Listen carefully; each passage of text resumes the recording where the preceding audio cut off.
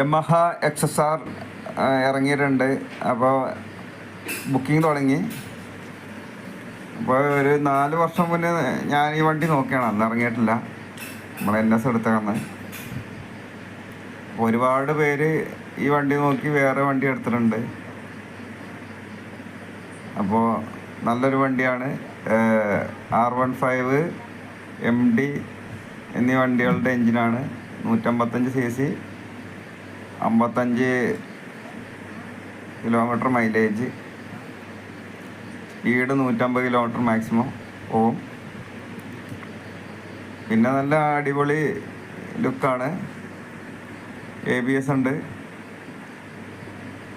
അപ്പോൾ എല്ലാം ഉള്ള നല്ല റെട്രോ സ്റ്റൈൽ ബൈക്കാണ്. അപ്പോൾ ഇനി വണ്ടി എടുക്കാൻ ഉദ്ദേശിക്കുന്നവർ എടുത്തോളൂ.